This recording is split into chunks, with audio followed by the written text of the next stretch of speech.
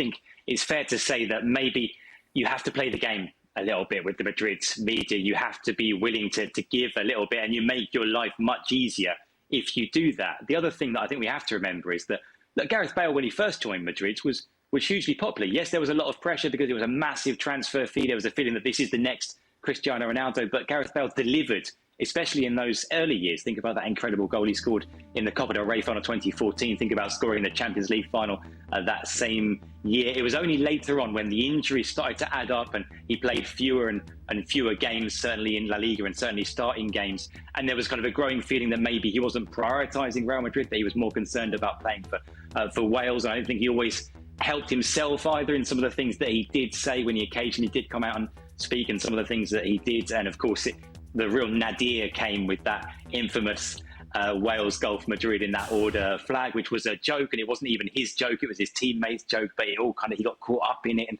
none of that helped. But it was a process, and it sort of deteriorated over time, and that relationship between him and the fans got worse over time, to the point that for the last few years, whenever he played at the Bernabeu, he was whistled, and that was really sad to see, because this was a guy who won so many trophies for Real Madrid, scored some incredibly important goals, some of the best goals we've ever seen from a Real Madrid player in cup finals, in huge games. And it was really unfortunate the way it ended. But I do think that if he'd maybe been, and it's up to him, it's fine, but if he'd been a little bit more savvy, like I say, and played the game a little bit more with the media, you don't have to do too much, but just do a little bit, just to try and help yourself out in a PR sense, that might have made a difference. But that's not something that he wanted to do. Because maybe doing a little bit, you'd get left alone, Mark. Yeah, but why are they booing him when he's 24 years old?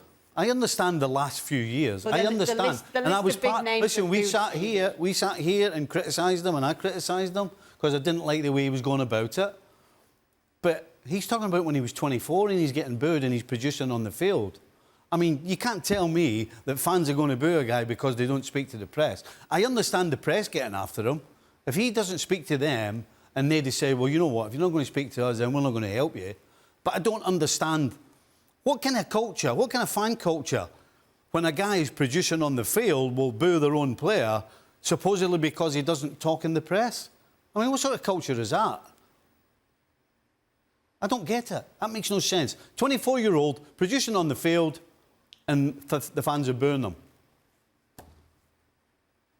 Somebody please explain why that's a good thing, and why it's the culture. It's the Bernabeu, and big-name players have been booed for many a reason. That's just how they are at that stadium. That's right, isn't it, Alex? Stevie, maybe it's not about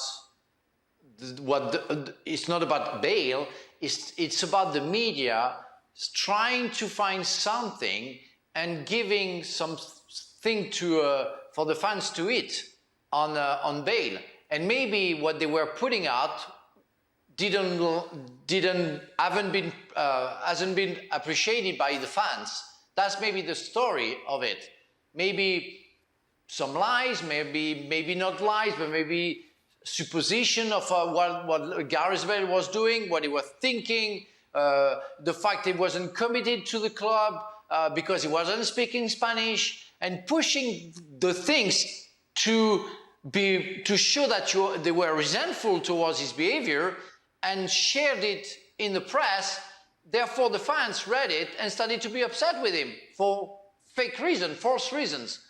That's unfair. I'm completely with you. I think it was stupid to boo him while he was producing and just going back to his house. But that's what it is.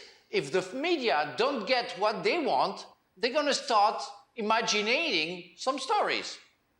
That's how it works. Thank you very much for watching ESPN FC on YouTube. For more highlights, analysis and exclusive content, be sure to subscribe.